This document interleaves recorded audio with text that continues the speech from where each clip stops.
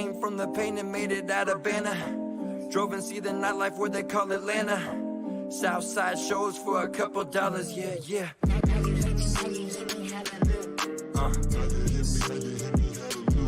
Yeah.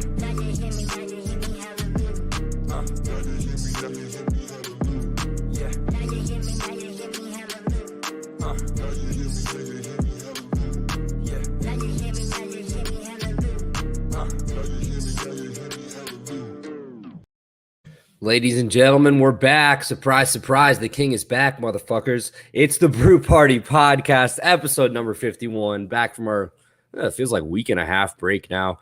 Thank you so much once again to Sam Cardona, Hankin Dictor, and Tom Scabetta for joining me for our big game brew party before the Super Bowl on Saturday night. That was a big success, no matter how laggy my camera was that whole time. But that's different now. We're talking hoops. We're talking basketball on this episode. I'm very excited to be joined by the newest member of the Review and Preview Sports team, the host of the 3&D, a basketball show on Facebook Live Mondays at 7 p.m. Eastern, covering NBA, college basketball, and the like. Ladies and gentlemen, Paul Lombardi joins the Brew Party Podcast. Paul, how are we doing, my friend? I'm doing pretty good. It's a pleasure to come on, and I'm excited about it. It's going to be a lot of fun.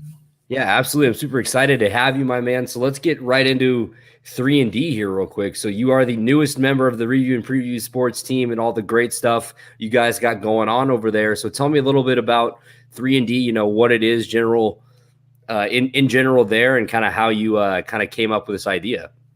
So basically, always been a diehard basketball fan. Ever since I was a little kid, basketball being the primary sport. You know, I'm also a big baseball and football fan, but I always wanted to do a basketball podcast.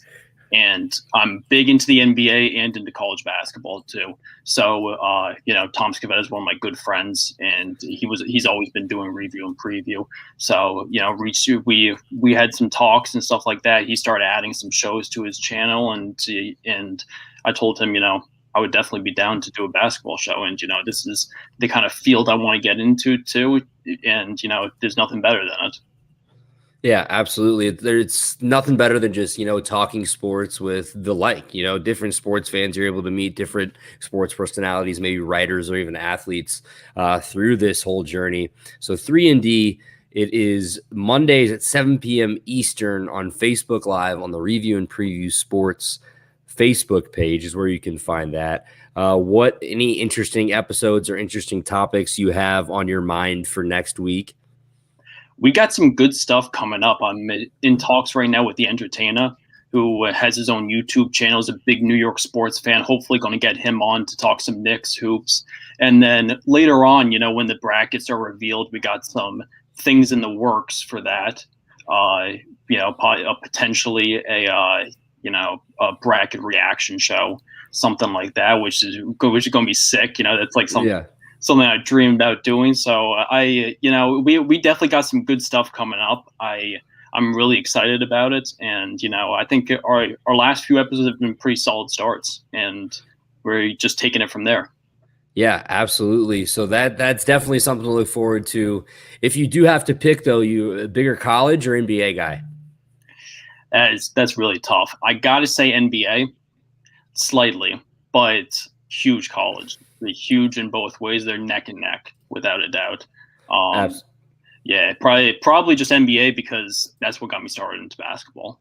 For sure. Let's talk a little bit about that then. So you're from the New York area, so Connecticut, you told me, over by Westchester, New York, so Stamford, Connecticut. So you are a Knicks, St. John's guy, Mets. Who else? Are you a Giants, Jets, or? I'm actually a Chiefs fan. Fan. Okay. Sorry for the loss last week. I apologize. We don't have to talk about that. Okay, it was tough, but what are you gonna do? So what team really got you into basketball? Was it those Knicks teams? Kind of growing up early 2000s. Oh, definitely. It was those Knicks teams, Stephon Marbury, Keith Van Horn. I mean, Keith Van Horn was only there for 1 year. I still have his jersey up in my closet. It was diehard fan. My dad was a diehard Knicks fan, so he got me into it. So the early 2000s Knicks is who I grew up watching, and that's who got me into the NBA in general, becoming a huge fan, but especially the Knicks. Stephon Marbury was my favorite player growing up. He was incredible. I loved him. And, of course, Amari and Carmelo, that was more like my high school years. But they didn't have some great teams when I was growing up. Right. But they were Allen Houston too. Like I watched a little bit of him, saw a little bit of Latrell Sprewell. Those early 2000s Knicks teams weren't great, but I just loved them. I absolutely loved them. Loved watching Stephon Marbury every night. Nate Robinson. They were so much fun. Nate Robinson was absolutely electric. Him in the dunk contest, and then who didn't have a pair of Starberries growing up? But I mean, what are your thoughts on the Knicks now? They're kind of rebuilding. Well, they've been rebuilding for quite a long time, it feels like. But this year, it kind of feels like they've turned a corner. They're actually putting a more competitive team out on the court. I think they've taken a huge step forward. And I think that, as you said, they've been rebuilding for a long time now. We haven't been in the playoffs since 2013.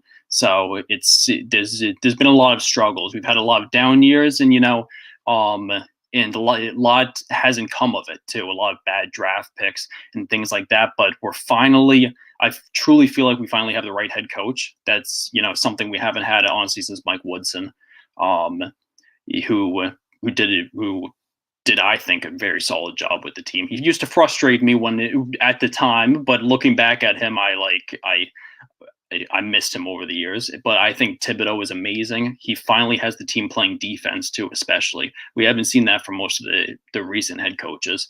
And I think this year's draft class too was huge. Quickly is unbelievable. He's the talk of the NBA, but watching him night in and night out, he's going to be a stud. And he's got that X factor. He's got that grit. He's the perfect kind of player to play in New York too. Like, I cannot wait for fans to enter Madison Square Garden because they're going to love this team. And Obi Toppin too. I think Obi Toppin is going to be tremendous. Players off to a bit of a slow start, but most rookies do that. And I think he's going to be a very good player. He's a ridiculous athlete. The scoring is going to come. The defense is going to come as well. The athleticism is already there, as we can see. And I think that the signings too, I hope Julius Randle sticks around for a while. I think this could be a guy that we build around. And he frustrated all us Knicks fans last year, but it really shows what a good head coach can do. I think that Thibodeau really has them all playing together as a unit. And that's really made all the difference in winning basketball games. It's helped Randall have a better season. Some of the other additions were good. I think, Alec Burks was a good addition, good scorer off the bench. Bringing Bullock back, bringing Elfrid Payton back. Payton might lose some time. Trading for Derrick Rose was huge because it gives you another guy who can hit a dagger or two at the end of the game. So I think for the first time in probably 6 or 7 years, I feel optimistic about the future of the Knicks and not necessarily just the time being too. Absolutely, man. That's a great feeling to have when you can watch like a game. You're like, we fucking stink, but there's no hope. You're seeing the Knicks, the progression. I can tell you as somebody that grew up watching the Tom Thibodeau-led Chicago Bulls with Derrick Rose, Carlos Boozer, Joakim Noah, Luol Deng. You are going to get 100% effort out of that team every night. It doesn't matter if it's in the regular season or in the playoffs. Some people do think that leads to less production from Tom Thibodeau teams in the playoffs. They say maybe they get too tired because he's still playing his star players, maybe a little bit too much in games that don't matter. But I mean, that culture of hard work you can see is there that he's already trying to build. So that's definitely a good step. So let's move into some college basketball stuff, some stuff I wanted to ask you about. Pretty much the biggest story in college basketball right now, I guess I'll say that. So Duke small forward Jalen Johnson has opted out of the remainder of the season for the Duke Blue Devils. They currently sit at 8-8 on the year. Johnson played in 13 of the 16 games. He did miss 3 of those games with a foot injury, averaging 11 points a game and shooting like 55% from the field. Not too bad. He is currently, according to ESPN, he's the number 6 overall NBA draft prospect for this year and the number 1 overall small forward. So a lot of upside, still kind of dealing with that lingering foot injury. At least that's what he says. He did kind of get benched taken out of the starting lineup the past 3 games, was used pretty sparingly. And then the last game against NC State, I believe he only played like 8 minutes. And it was like a day after that where he announced that he was going to be opting out. So I wanted to get your thoughts on this. What instant reaction is good or bad look for Jalen Johnson and the Duke Blue Devils? I don't think it's too terrible. I saw a lot of people blowing up the entire situation. Duke struggled big time this year. Jalen Johnson was a guy that when he was signed by Duke out of high school, you knew he was going to be a one and done. He was a 5-star recruit out of high school. He was going to be a lottery pick this year. So this doesn't surprise me too much. It's more of like a personal choice. He was falling out of the lineup. The only thing that for him to keep playing, the only thing that could have done is end up hurting him in the draft boards. So I personally have no problem with it. And I think that it's kind of selfish for a lot of people to think that there's a big problem with it because, it's not like he's, forfeiting a huge contract or something like that. It's one of those situations where it's like, he can do whatever he wants. We see this all the time, players deciding to bench. I mean, even the G League this year, players deciding to skip college and stuff. So I think Duke just struggled big time and it just really is not their year. And this kind of put the cherry on top of the cake, honestly. They've just polished it off, just that it's not going to be their year. And we've seen it all year long. And it kind of creates even more of a dumpster fire with the team. Absolutely. So it's what does this mean for Duke going forward? I mean, obviously his role had kind of been filled by someone else. He's playing less and less minutes. A lot of people are saying, well, he didn't really fit the system there. I mean, he was the 3rd leading scorer, averaging 11 and grabbing 6 boards a game. I don't know how that doesn't really fit the system as a freshman. I think frustration probably had something to do with it. Those guys, like you said, when you're one and done, you have so many people in your ear. You have your parents, you probably have your AAU or high school coach or your personal trainer or whatever telling you that, oh, this is what you're supposed to be. You're going to be here, here, here. Sometimes that always doesn't pan out like that. And people like to make quick reactions or rash reactions, I should say, that aren't necessarily the right move.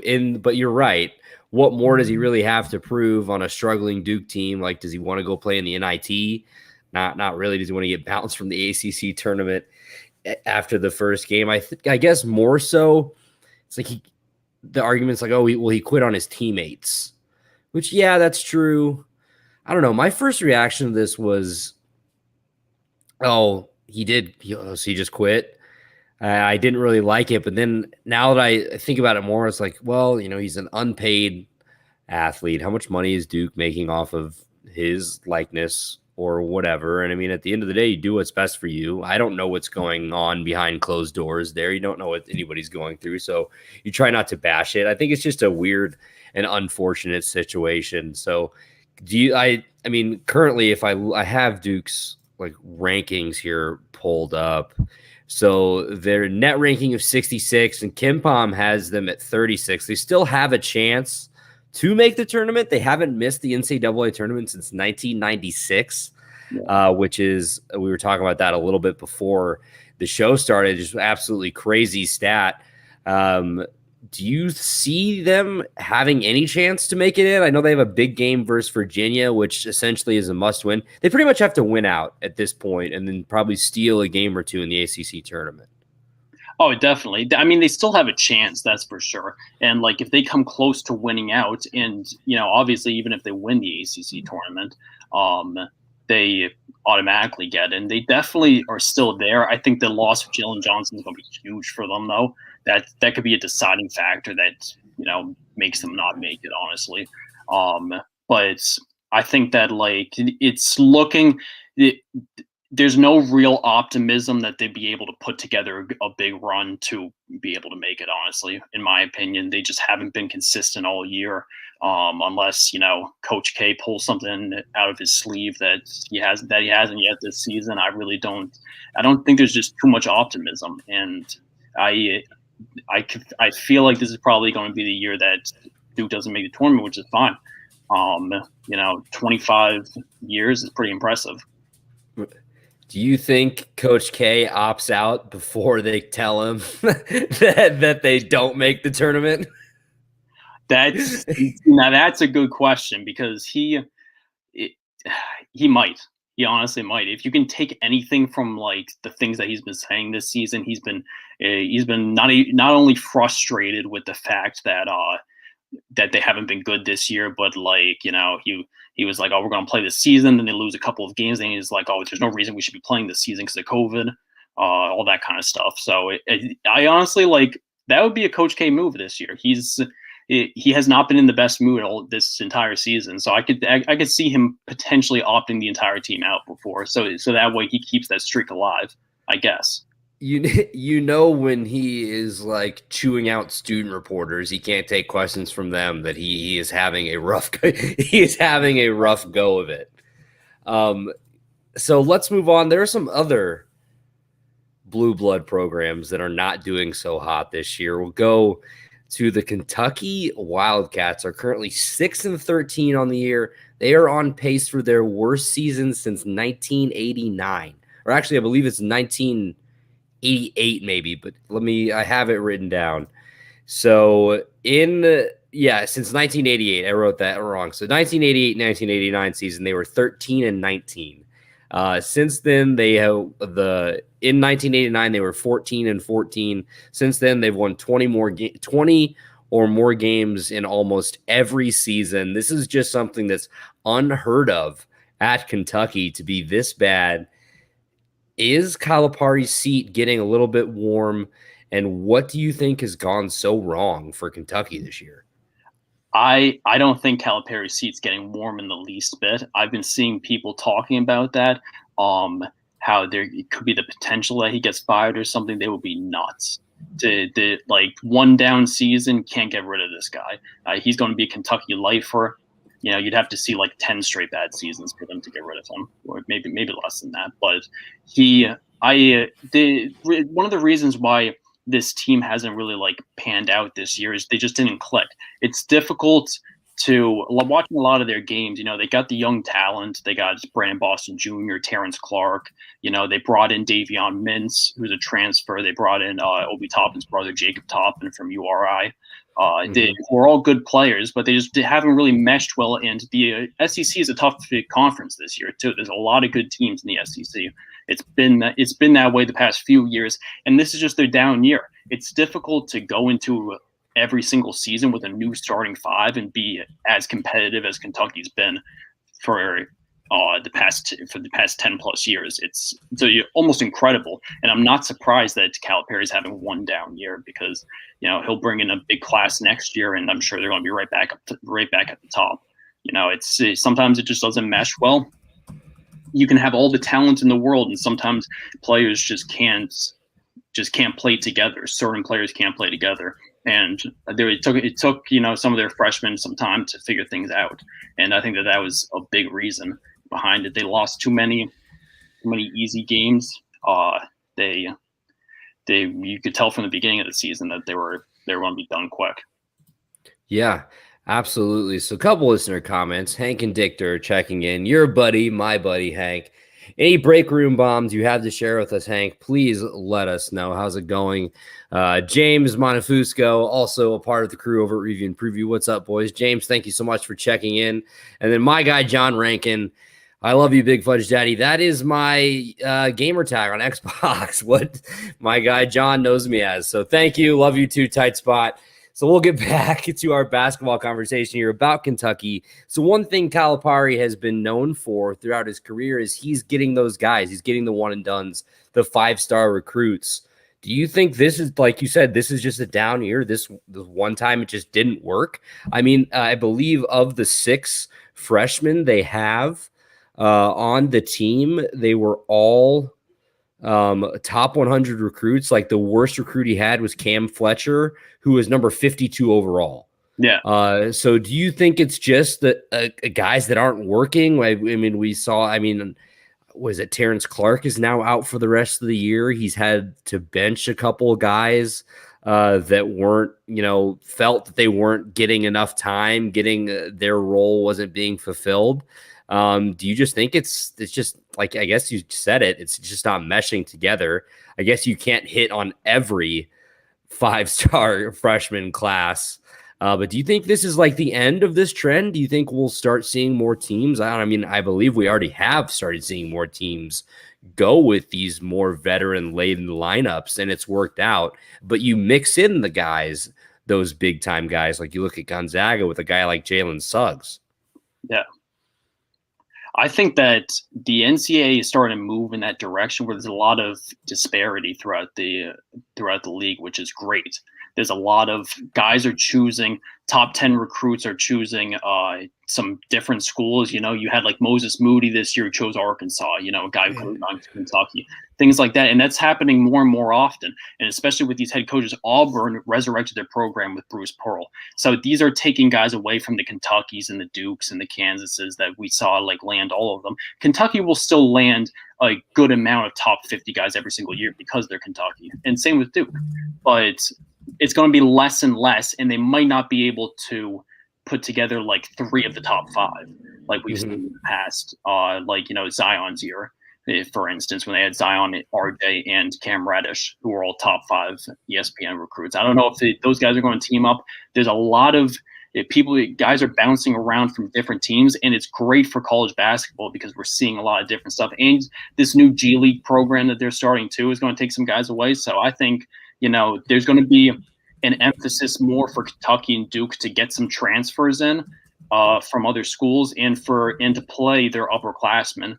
And that's how they're going to stay competitive. Kentucky landed Oscar Shebway, who for next season, who was a big recruit for West Virginia and just sat out this season. So he's going to come play next year. They got Jacob Toppin last year. They'll always be able to get transfers too, because there's kids out there that would kill, that could play, at a somewhat decent Division I who puts up huge numbers and would kill to, even come off the bench for Kentucky.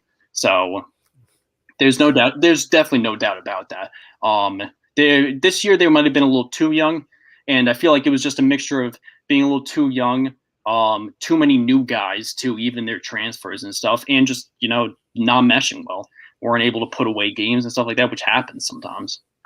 Yeah, absolutely. So if you look at I'm big in the KenPom, the net rankings, just because I'm an Illini fan. They're super high in those right now, projected to be a number 2 seed currently. We might get into some bracketology stuff in just a second.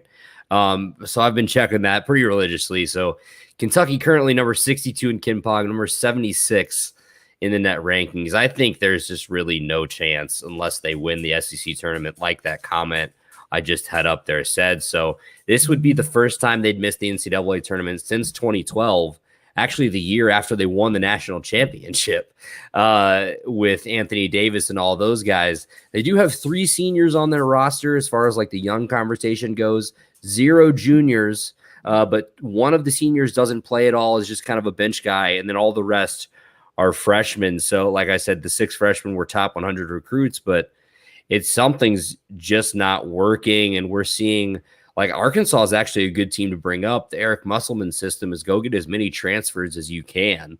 And it's working out for them. And I think we'll see a lot more teams go that way. But the Kentucky got a great guy in Oscar Shebway. I have no idea if I said that right or not. But I think you're right. I think we're going to see a little bit of change in the landscape of college basketball. And then what a year to have it with the weirdest year in college basketball yet. So one more blue blood team I want to get into is Michigan State. We'll do this real quickly before we talk about the Big Ten. Has their bubble burst? They're another team. They haven't missed the NCAA tournament since 1996, along with the Blue Devils from Duke. Tom Izzo, we all know, the legendary coach, national champion.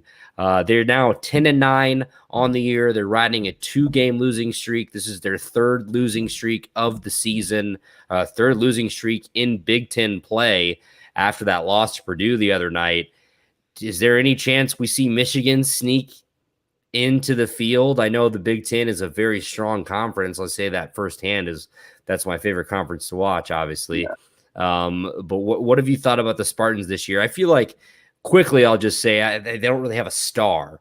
I think Aaron Henry's their best player, probably going to play in the NBA, but it's just not like they don't have that star power that we're used to seeing up in East Lansing. Yeah, I definitely agree. I think that Michigan State's all but done, basically.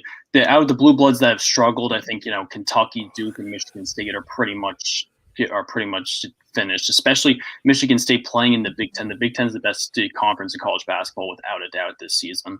There's no doubt about that. And they haven't been able to beat any of them. And, not surprisingly, they just don't have as strong of a team. All of their losses have come in conference play, I believe. Michigan State. And exactly like you were saying, they don't have that star. They lost Cassius Winston, Xavier Tillman last year, who were both tremendous players. Cassius Winston was their star, and he helped put that team on. He helped carry that team for such a long time. And Aaron Henry's a good player, just like you said. He'll end up being in the NBA because he's a 3-and-D type of guy. But they don't have anything that blows you away. And in the Big Ten, that's difficult. You have to come fighting every single night, and it's difficult to go up against an Iowa or an Illinois or a Michigan, and with a weak team like Michigan State. So Michigan State's currently 4-9 in Big Ten play. So you're right. All of their losses have came in the Big Ten, and it's just if you don't have it in the conference like that, it's very, very obvious. So I'll be curious to see what Izzo does down the stretch, something he's not used to. That is for sure. So let's talk a little bit more about the Big Ten. So is this the year they finally get a national champion from the Big Ten? It's been a drought. Actually, Michigan State was the last team to win the national championship out of the conference. You talking about teams like Michigan, Illinois, Iowa are probably the three best chances. I mean, you throw Wisconsin in there as well. But if we look at the rankings, Illinois has the Big Ten has 3 of the top 5 teams in the rankings behind Gonzaga and Baylor. Obviously, do you think this group of teams would be the best chance to knock off Gonzaga or Baylor in said championship? I think that they're the best out of any conference, without a doubt. You got Baylor and Gonzaga, who are at the top without a doubt, and there's a big question around college basketball: can anybody catch up to them? Those are by far the 2 best teams in college basketball. But I honestly think Michigan and Illinois are both very, very good basketball teams. I love watching Illinois. I've become a bit of an Illinois fan this year because Ayo Dosunmu was my favorite player in college. Join us. We will love to have you. Ayo, ice in his veins, most clutch player in the NCAA. We'll get to this for our National Player of the Year conversation a little bit, but put him in the conversation. I also forgot to mention Ohio State. They're having an incredible year as well. Yeah, they're right there with Michigan and Illinois. And then Iowa's always sneaky, but the thing with the Hawkeyes is they don't play defense. They can score with anybody. They're a top 3 offense in college basketball, but defensively, I don't even know if they're in the top 120, which is a problem. So you are a St. John's fan. Let's get a little Big East update from you very quickly. What do you think about the Big East, the chances of that conference to have a team make a deep run in the NCAA tournament? Well, I think the 2 favorites are definitely Villanova or Creighton. I think both, if either of them can get going, they'll make a deep run. You can never count out Villanova. They were so nasty, and then they had to go on a nearly month-long break because of COVID, and they've been struggling a bit since then. And even UConn, who rejoined the Big East this past year after being in the American for a while, they had a good run at the beginning of the season. James Bouknight's their star player. When he went down, the team wasn't the same. But Creighton's got an all-around good team. If Zagorowski is healthy, then they can make a deep run. And I think that some bubble teams too, Xavier and St. John's, I really think those are some 2 good teams. They played against each other last night. St. John's ended up winning. It's just neck and neck. Those are 2 gritty teams. They don't have these nationwide known players, but they got some good young guys, and those are going to be 2 teams that are going to be climbing the Big East for the next couple of years too. Not just trying to be biased, but I really think that St. John's has say both St. John's and Xavier both have legitimate shots of getting at-large bids, especially if they get very close to winning out the rest of the way. Yeah, absolutely. So in your mind, who do you give the upper hand to of Creighton or Villanova? I would say when it comes tournament time, Villanova, just because you can never count them out. It's so difficult to. And Creighton, I feel like, I really wish we had a tournament last year, because I feel like one of the teams that really could have surprised everyone was Creighton. I think that they were so locked in at the end of the season. They ended up winning the Big East last year. They were poised to make a deep run in the NCAA tournament. They were going to pick some guys off. Like, I was excited about that. And that was one thing that, was definitely a downer for not having the tournament last year, was watching Creighton, because I think that they would have done really well. But I would go with Villanova if I had to choose one team, because Villanova is just tough. They have another good team this year. They're just so well coached. They're big. They got big game players. Gillespie's a big game player. They have an overall good team. If there's one team that's going to make it deep, and it's probably going to be Villanova. Yeah, absolutely. I mean, Jay Wright can never really seem to go wrong in Philadelphia. He always has something up his sleeve for Villanova. They're another one of those teams. They just seem to reload guys that fit their system perfectly. At least in my opinion. So a listener comment I showed briefly. We'll go back to the Big Ten talk real quickly. Michigan constantly ducking games is going to catch up to them. He's referring to them ducking Illinois. Last week they were supposed to play on Thursday. They said that they were not ready yet, coming off a COVID shutdown through all sports. But their women's team played Purdue that same night after coming off an equal amount of off time. So just not really adding up. The ducking games. Michigan is 14-1. They are currently number one in the Big Ten, but they've played 4 or 5 less games than some of these other teams. I think that's going to come back to bite them, or at least I feel like it should.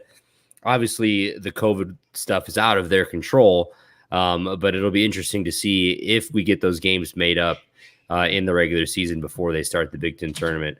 So 2 teams we should probably talk about because they're on their own level right now, probably on their own pedestal. Gonzaga and Baylor, the top 2 teams in the NCAA right now. Gonzaga, they are the best offensive team. They're averaging over 90, I think it's 93 points a game. They're the only team in the country averaging 90 plus. They lead in field goal percentage, field goals made. The list goes on. The rub on them is, they're playing the WCC. They say that every year. So they did play a damn good non-conference schedule. They beat the shit out of Iowa. They handled a couple other top 25 ranked teams. And let's not forget, they were supposed to play Baylor, but that got canceled due to some COVID problems in the Baylor program. So, I mean, can you imagine if we had that matchup earlier in the year? So, couple things. What are your thoughts on the Gonzaga Bulldogs? And then also, do you think them, I guess, playing a lower level of competition for a month and a half, 2 months is going to hurt them going into the tournament? I don't think it's going to hurt them at all, actually. They're used to this. They've been in the WCC for all these years, and we see them make a deep run in the tournament every single year. And this, honestly, in my personal opinion, I think, is the deepest Gonzaga team we have seen in the past 10, 15 years that they've been competitive. They are so good. They're so deep. They connect on all cylinders. You got so many different scoring options. You got Jalen Suggs is going to be a top 5 pick, but you got Kisber, you got Timmy, you got Ayayi, you got Nemhard coming off the bench. Like they're absolutely loaded. The most loaded team in college basketball. And at the beginning of the season, when they destroyed Iowa, we saw for these good teams too. They have a difficult time keeping up with them. I think Gonzaga is so dominant. I don't think that them playing WCC games is going to end up hurting them in any way. I really hope that Baylor game gets rescheduled. They're still trying to work on that. That would be fantastic. I mean, they only have a couple weeks left, so who knows if they'll be able to. But that would have been a great game. Mark Few's always looking to try to play against the top teams too. He reached out to Villanova to try to get a game together with them this year, and they declined because of their COVID issue. So they're going to be completely ready. I think that they're good enough to beat anybody despite their conference. They're going to, and if they don't play any more non-conference games, they're going to end up finishing undefeated this year and get the number 1 overall seed in the tournament. I think it's going to be, that is the team to beat. And I think compared to the rest of college basketball too, they're going to be very tough. Absolutely. So there's been talk, people have said that they should opt out of the WCC tournament and not play it. And I don't really get that at all. I mean, obviously they'd get in either way, but why not ensure the automatic bid and just save the conversation, save the argument? I don't really understand that. Yeah, I don't know. People come up with weird theories sometimes. I don't really understand that, because they would with ease win it, and even if they were to not win it, they're still getting a 1 seed. If that's their first loss of the season, they lose in the semifinals or the finals of the WCC or something to BYU or St. Mary's, they're still getting a 1 seed regardless. So, no downside of them playing in the tournament. I guess maybe to rest their players for the actual tournament. Maybe that guy's thinking of. I have no idea, but yeah. Let's jump over and look at Baylor. So Scott Drew's Baylor Bears are the best they've been in God knows how long, led by Jared Butler, who's having a great year, one of the best point guards in the country. What do you think about the Bears this year? Do you give Gonzaga the slight edge over them? Yeah, I definitely give Gonzaga the slight edge. I think that that Baylor's a disgusting team, though. They're good. They're unbelievable. They're the best defensive team in the nation, without a doubt.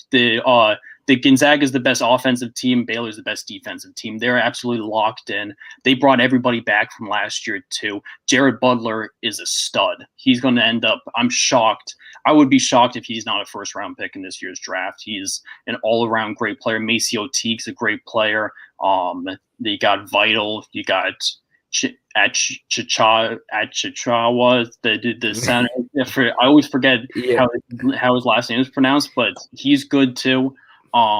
They just have a great team, and they're so well coached too. I mean, Drew's completely turned that program around. There's no doubt about it. That Baylor basketball was almost inexistent before he got there, and they've had some good teams and produced some NBA products over the past several years, and this is their best team. They're definitely a legitimate threat against Gonzaga. That's why I would have loved to watch that game, because that would have been an unbelievable game. That might be the the national championship game. You never know. But I still give the edge to Gonzaga, but Baylor's so good too. Absolutely. I think it's going to be very hard to beat either of those teams when it comes down to it in the tournament. I know the mock brackets I've seen, I think it's had Illinois in Baylor's bracket. I just don't like that at all. Let's move on. Are there any mid-major teams you really have your eye on? Because I have one in mind, and it's Loyola. Being a Missouri Valley guy, went to Illinois State, who plays in the Missouri Valley. They are rolling right now. They did split that series with Drake, who's also having a really good year. I don't know if we see 2 bids from the Valley. It's always questionable with those mid-major teams, but any mid-major teams you think could really make some noise in the tournament this year? I like Loyola Chicago a lot. One team that I've been backing since the beginning of this season, Western Kentucky. They're kind of on the bubble of making it. They might have to win their conference, the Conference USA championship or Conference USA tournament in order to get in. But I think they have a really good team. They got Hollingsworth and Charles Bassey, who's a potential first-round pick this upcoming year in the NBA draft, who's a stud. I think that's a team that's just built to knock off a couple of teams during the tournament. Being one of those double-digit C's that ends up making it to the Sweet 16 or something. I saw it from the beginning of the season. I'm still riding with them. They might not get in though. I mean, they're right on the bubble. Joe Lunardi's most recent bracketologies I've been looking at, he has them on the bubble. They might have to win the tournament in order to definitely get in. But that's definitely the mid-major that I like.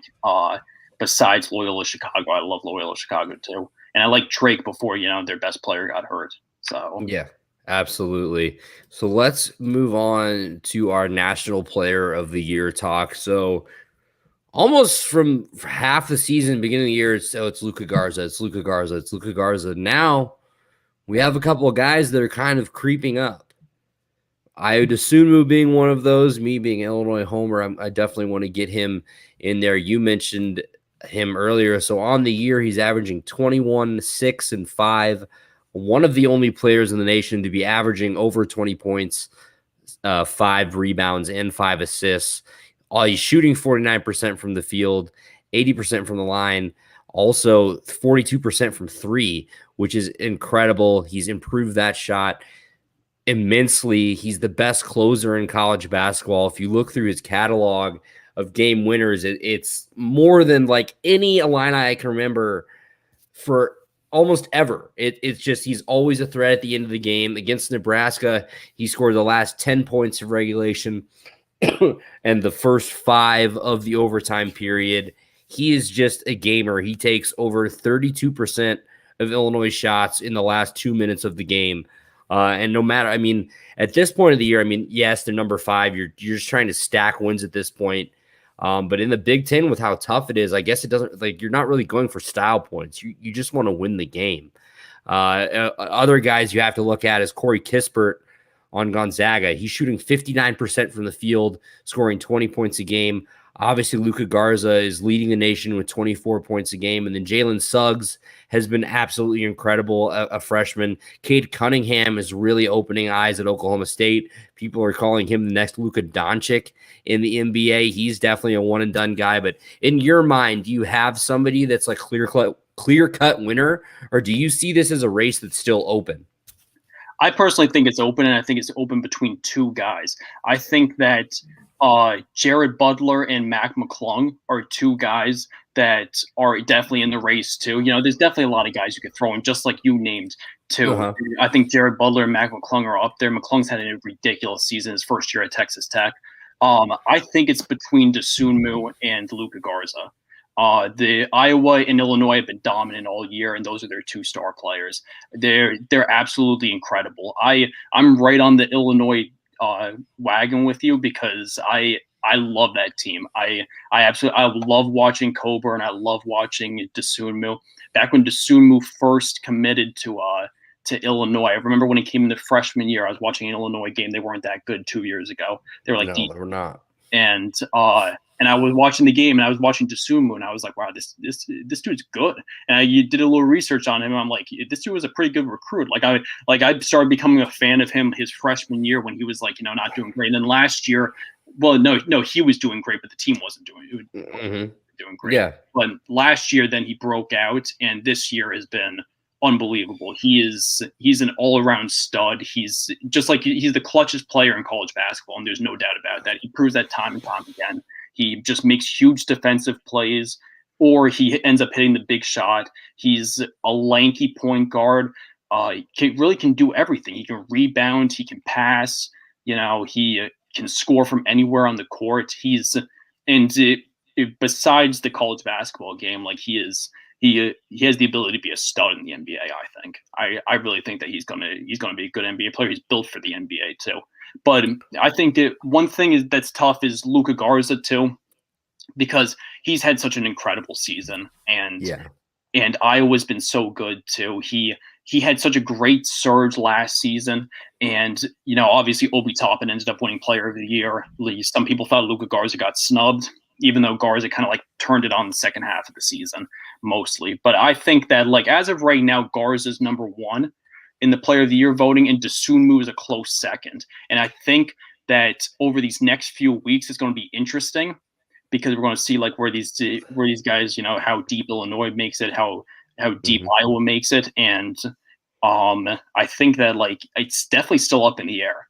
And I think it's between those 2. Like there's a few big guys on the outside looking in, like you said. Cunningham is incredible. He's going to be a top 5 pick this year. Suggs is going to be a top 5 pick. McClung, I think's great. I think Butler's great. They're all going to get honorable mentions, but between Garza and Dosunmu is what's going to come down to. Yeah, and I can even see them splitting it. I can see Garza getting National Player of the Year and Dosunmu getting Big Ten Player of the Year, because you could make the argument that's when Io has really turned it on.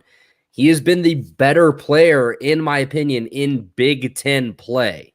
Yes, I love what you said about Luca Garza. You have to talk 24 points a game. He has records, not just at Iowa, but like national records for his scoring. Leaves a lot to be desired on the defensive end of the ball, on the defensive side of the ball, though. So I don't know.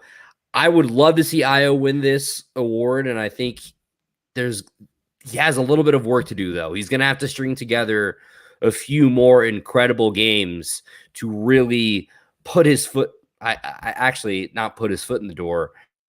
Put his foot down, be like, okay, I'm here. This is my award. I love what you just said about that. All the way in Connecticut, supporting the Illini. Let's go, Paul. So give me quickly your pick for the Final Four. Your four teams you see making it to the Final Four in Indianapolis. The entire tournament in Indiana this year going to be interesting for sure. But who do you see making it all the way? Then we're going to do some quick NBA stuff. Got to get your thoughts on that as well.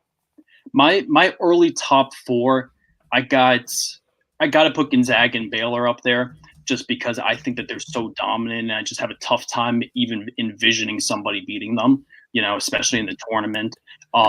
And I'm putting Illinois up there. I really am. I think Illinois is going to make a run in this tournament. As long as they're not stuck in the same bracket as Baylor, like you alluded to. I really hope that's not the case, but yeah, they're in a different bracket. They're going to be a 2 or 3 seed. I got them in it. And the other one, I'm not too sold on Michigan. I'm not too sold on Ohio State. I'd probably go with Villanova, honestly. Those would be my bold top 4 picks that I would have to choose. Villanova is probably going to end up being like a 3 or 4 seed, something like that. Virginia too is a team to watch out for. But yeah, I would choose those 4. Those 4. So he's going Gonzaga, Baylor, Illinois, Villanova. I will be over the moon if that happens. I mean, and you said it, Illinois probably 2 to 3 seed. If it's a big if they went out, win the Big Ten tournament, they could get to a 1, but they would also imply Ohio State dropping a couple. That would also imply Michigan dropping a couple games as well.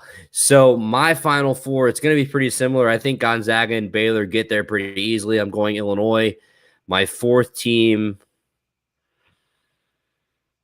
I'm going to go out of the box. I'm going to say Alabama.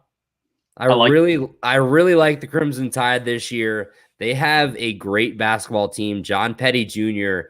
is very fun to watch. Nate Oates was an incredible hire for them in Tuscaloosa. So I'm going to say Alabama makes a run to the Final Four and pisses some people off that they're good at basketball too. So I like that pick a lot. Alabama is a tough team. They're a sleeper in the tournament, no matter what seed they're going to get. Nate Oates, like you said, has completely resurrected that program. Petty's great. Herbert Jones is great. I really like that pick. That's a good pick.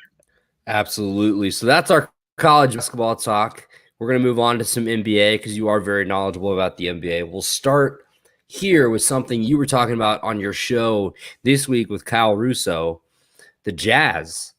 The Jazz only have 5 losses on the year. What are they, 18-1 or 19-1 in their last 20-ish games, on an absolute tear. Is this a team that we need to be afraid of for the remainder of the season? They are the team to beat in the West. I think as of right now, especially with Anthony Davis down for the Lakers, you don't know how long he's going to be out. You don't know if he's going to re-injure anything, because that's kind of like a difficult injury to deal with that can end up coming back and biting him later on in the season again too. I think the Jazz are the team to beat right now. They are absolutely locked in, like I talked about, on the show, like you were saying. They're playing great fundamental basketball. They're absolutely locked in throughout the entire team. Their passing is great. Their defense is great. They're just one solid unit, and that's what wins NBA championships. That really does. And you don't always necessarily have to have a top 5 player in the NBA to win a championship. I think that this team is so good. I think Donovan Mitchell and Rudy Gobert both going to make their second All-Star appearances. Rudy Gobert is making a hard push for a third Defensive Player of the Year.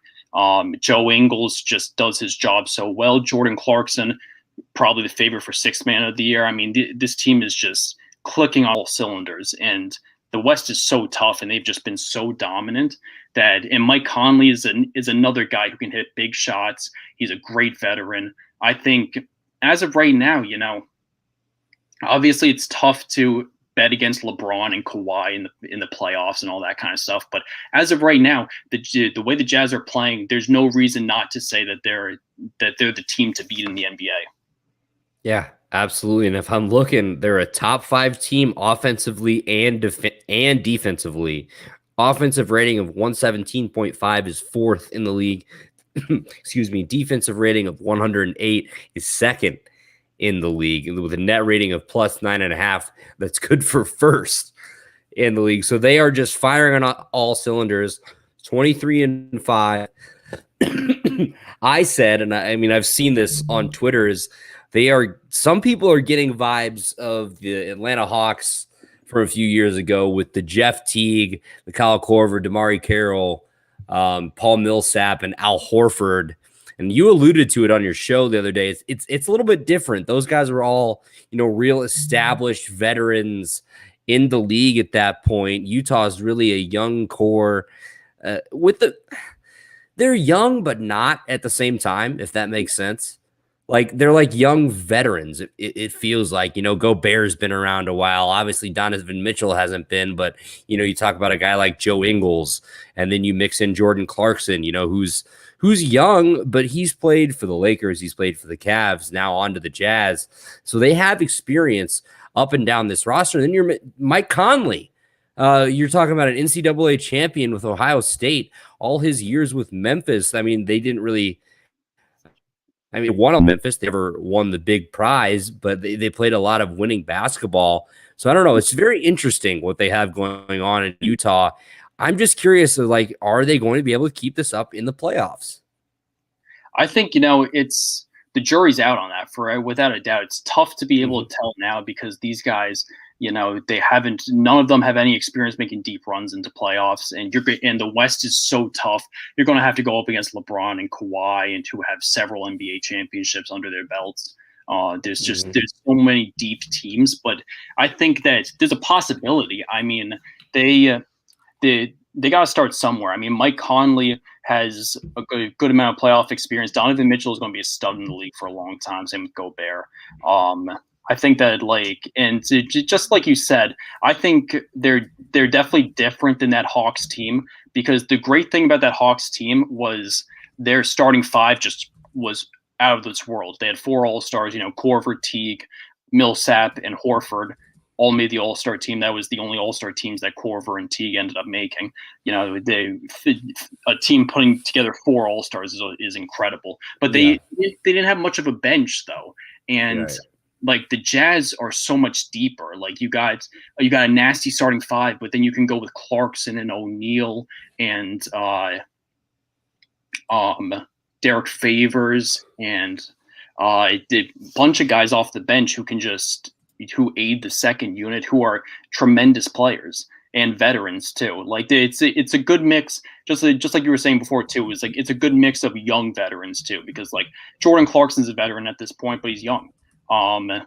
It's same with Rudy Gobert. Donovan Mitchell's still a young player, so he's definitely not a veteran. But then you got Joe Ingles is old. Bogdanovich is getting up there in age too. They're not ridiculously young, but they're more in sync and they're more deep than that Hawks team was.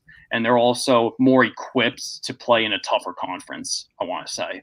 I feel like that Hawks team was so good during the regular season, but everyone knew they weren't going to beat the Heat. That was, what year was that? 13-14? Yeah, it's 13. I want to say 2012, but that doesn't sound right. Yeah, because it was when LeBron was still on the Heat, right? It wasn't. Yeah, yes, it was. So in that era, in that general era, but that's just, I don't know, the vibes of that whole, just regular season juggernaut. It's okay, what do we have during the playoffs? What are we going to bring here? So let's move on. 2 guys that have gone to the forefront of kind of the news right now are Blake Griffin and Andre Drummond. They are on the trade block from each of their respective teams. Griffin in Detroit, Drummond in Cleveland. Drummond having a great year. So, I mean, you don't blame Cleveland. They're not in contention really for the playoffs. They're young. They're trying to rebuild. Why not see what you can get from them? What potential destinations do you see for each of these guys? Anywhere stick out really for you? I think I'm very intrigued with the Raptors potentially jumping in on Drummond. I saw that rumor came out shortly after they decided to sit Drummond. That could be a missing piece. The Raptors have struggled a bit this year, and they lack a big man. There's no doubt about that. They got Aaron Baines, and that's about it. They, Siakam, Van Vliet, and Kyle Lowry is their big three. They could use a guy like Drummond who doesn't need to necessarily score 20 points a game, but can grab you 15 rebounds and block two shots and get at least one steal a game too. They need that's like their missing piece is a player like that. And also the Celtics too. The Celtics are an intriguing potential destination for Drummond. The Celtics have struggled a bit this year too. A lot of it due to injury. Tatum had COVID. Kemba Walker missed a good portion at the beginning of the season. Jaylen Brown's broken out into an all-star, but they don't have a very deep team is the problem. And I think that's the big – I feel like getting Drummond wouldn't be the difference maker for the Celtics. It would be the difference maker for the Raptors, though. The Celtics, the big problem is their depth, a lot of it, I think. And the Raptors' big problem is they don't have a big man. And I think the dream scenario would be the Raptors, because I think the Raptors become one of the top teams – overnight become one of the top teams in the East if they land Andre Drummond. Absolutely. I mean, you look at the Raptors, that's their biggest need right now. They lose Serge Ibaka to the Clippers, and they lose Marc Gasol to the Lakers. And then I don't even know who they're starting right now. Chris Boucher. Yeah. And I couldn't even tell you who else, but add a guy that's a lock for 10 and 10 a night. You could even say 20 and 15 or 15 and 15. With Andre Drummond. And then what about Blake Griffin? You have any destinations in mind for him? I mean, when he got traded to Detroit, that whole situation, I just felt bad for him in general. That was just a contract dump, basically. The Clippers didn't anymore. See, Blake Griffin's a trickier situation because I've been trying to figure out who would be the best fit for him. And he's had a down year the last couple of years. He had so many injuries. He's on such a lucrative contract, too, that's going to be difficult to trade for the Pistons. And I don't really know if there's a specific team that he's like the difference maker for. I think that there will be a lot of teams in on him because he's Blake Griffin. Of course, a lot of contenders could use him. But I really don't know. I saw a lot of people talking about a reunion with the Clippers. That would be kind of interesting. I feel like that might not work, though. Like, I think Serge Ibaka has been playing great, and it would kind of mess that up a little bit. But that's an interesting scenario. Another one could be like the Nuggets. Another one that I thought of. That's like a scenario that could work, but I don't even know if they'd have the salary cap to be able to take on his contract because they're paying both Jamal Murray and Jokic a lot of money. It's tough. They're going to have to eat a lot of that contract though too if they want to get rid of it. They're going to have to take on a big portion of it, the Pistons. And I mean, it's smart for them to decide to trade him because they're in complete rebuilding. They're the worst team in the NBA. They've got a decimated roster. So it's time to just move in the direction, just acquire as many draft picks as you possibly can.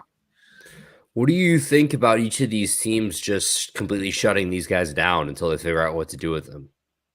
I have no problem with that. I thought it was interesting with the whole Draymond Green press conference fiasco that kind of occurred. I really have no problem with it because these guys both want to get traded and the organizations want to trade them. So it makes sense for them to sit them, especially Andre Drummond. It kind of makes sense because unless they're going against Andre Drummond's wishes and sitting him despite the fact that he really wants to play, Jared Allen is their future center and they're trying to work out a trade to get rid of Drummond. I still have no clue why they ever even traded for Drummond in the first place. Drummond's a great player, but the Cavs were just never a great fit for him. It really confused me back last February at last year's deadline when when they traded for him from the Pistons, because they really didn't need him. And now since they were able to snag Jared Allen in the James Harden trade, Jared Allen's going to be their future center. So it makes sense for them to go in that direction. They're probably not going to be a playoff team this year. So it makes sense for them to not play Drummond much anymore until they work out a trade. And Blake Griffin, the same thing too. The only problem with the Pistons is they have a lot of veterans too. They signed Jeremy Grant to that big contract. They signed Mason Plumlee. They have a rebuilding team, but they don't have a lot of young guys yet. So that's kind of an interesting one. But I feel like it's really not as big of a deal as they're making it out to be, because this situation is definitely agreed upon between the players and the organization. There's definitely both Drummond and Blake Griffin probably know that they want to get traded and are probably all right with sitting out for the time being so they don't get hurt and they're not stuck in the place that they don't want to be. What about a place like Miami for Blake Griffin? Who do they start at the 4? Is it Crowder? They start... Now, Crowder's on the Phoenix Suns now. Oh, that's right. I'm trying to remember who they start at the 4, because Iguodala comes off the bench. I think Olynyk's been starting. But I'm going to take a healthy Blake Griffin over Kelly Olynyk. I mean, shout out to the clinic, Kelly Olynyk, but I'm going to take Blake there. I don't know. I'm just always intrigued by the Miami Heat. I loved their story from last year in the playoffs, being the underdogs, making it that way. And I think it just stems from me being a Jimmy Butler guy from his time on the Bolts. To wrap up this NBA chat really quick, one team that you're really watching right now in the East. We talked about the Jazz in the West. Who has the upper hand in the East right now? If you had to pick, who do you see coming out? It's a tough one, but the best team in the East right now, I feel like, is the Philadelphia 76ers. I really do. I think Milwaukee has struggled a bit. The Sixers, that was a huge difference maker bringing in Doc Rivers. Joel Embiid was an amazing player and has become an even more amazing player this season. He is a legitimate top 3 MVP candidate. That team's completely locked in. They got some good veterans. I think that as of right now, it goes back and forth. I do like the Bucks a lot too, and they struggled a little bit they've struggled a little bit to start the season, but they'll figure it out. I like the Pacers a lot too, but I think right now, if I had to say the best team is probably the 76ers in the East. 76ers, that's definitely not who I thought you were going to say, but Joel Embiid has quickly become the MVP favorite as far as gambling odds goes. There at Doc Rivers, that was interesting when LA really let him go this offseason. And I mean, good on Philly for, snatching him up as quickly as they did. Offensively, I mean, I mentioned the offensive ratings for the Jazz. I'll quickly do it for the 76ers. So they're 13th in the league at 112.8 offensively. Defensively, they're 6th. So 110 in 110, 6th out of 30. Their net rating plus 2.8 is 8th out of the 30 teams in the NBA. So quickly, this is something fun I'm going to do. You need to give me an NBA pick for tonight. So I have against the spread, the Chicago Bulls -3 versus the Detroit Pistons. The Denver Nuggets -4.5 versus the Washington Wizards. The Pacers -5 versus the Timberwolves. The Thunder +7 versus the Grizzlies. The Trailblazers +4 versus the Pelicans. The Jazz -6 versus the Clippers. Or the Warriors -1 versus the Miami Heat. I'm most intrigued with the Pacers versus Timberwolves, mainly because D'Angelo Russell just got hurt too, and that Timberwolves are playing terrible. They're having another bad season. The Pacers are playing great, I think. Yeah, if I have to go with one, I'm kind of intrigued with that Pacers pick. I would go with the Pacers. Pacers -5. I'm locking that in right now, Paul. If it loses, it's all your fault. I'm just kidding. No, It's in. No, but I love that pick actually. Not because Russell's probably out for 3 to 4 weeks, and I think Cat just got back. But the Timberwolves are an absolute dumpster fire right now. But this has been absolutely awesome, man. I want to thank you so much once again. I want to take a minute to plug your stuff. Let's talk 3&D quickly before we get out of here. So live on Facebook, Mondays, 7 p.m. Eastern time. Quick rundown of what we can expect from 3&D going forward. It's going to be a lot of fun. We're going to, hopefully land some more good guests. We're going to be talking some Knicks with the entertainers soon. We're going to, have full college basketball coverage with the tournament. Going to be talking about the trade deadlines going to be coming up for the NBA. So there's going to be so many good segments. And, I like to throw a little NBA history into some shows too. I did like my top, on the anniversary of Kobe's death. I did the top 5, his top 5 best moments. You can definitely look out for more of those to come. Jordan 1 might be coming soon. That's for sure. I'm a big Jordan fan. So, it's going to be fun. I'm really looking forward to it. Absolutely. So you can catch that on the Review and Preview Sports Facebook page every Monday at 7 p.m. Eastern. I believe the videos are posted on YouTube shortly after that on the Review and Preview page. Thank you so much, Paul. This has been absolutely awesome. Anything else specifically that you want to plug? Follow you on any social media or anything like that? Yeah, you guys can follow me on Twitter at P_smooth_3. That's really where I do most of it. And then, of course, Review and Preview, and tune in every Monday at 7 for the 3&D. And Andy, I want to thank you for having me on the show. It was a pleasure. Always down to come on and talk hoops. This was a great time. Absolutely, man. I'm super glad that I was able to have you on. Hopefully I'll be able to come on 3&D and chat hoops with you sometime soon. Excuse me, we'll figure that out. One quick fact I forgot to bring up when we were talking about Kentucky. They are on pace. There's only like 5 games left. If they are not able to win those 5 games, it would be the first time that they have won less. Well, I guess they would need to win 4 out of the 5, but it would be the first time they've won less than 10 games since 1926, when they only won 3 games. So that's another fact I wanted to throw out there. I forgot. But Paul, thank you once again. This has been episode number 51 of the Brew Party podcast. It's the live stream, so available now on not all of our social media platforms, but essentially. So our youtube.com/the Brew Party, our Twitter at the Brew Party, or our Facebook at the Brew Party podcast. Follow us on Instagram at the Brew Party as well, trying to build our followers up there. Subscribe to us on YouTube, smash that notification button so you know every time we're going live. And then this podcast will be available in audio form by Thursday morning. I had to think about what day it was. Real quick.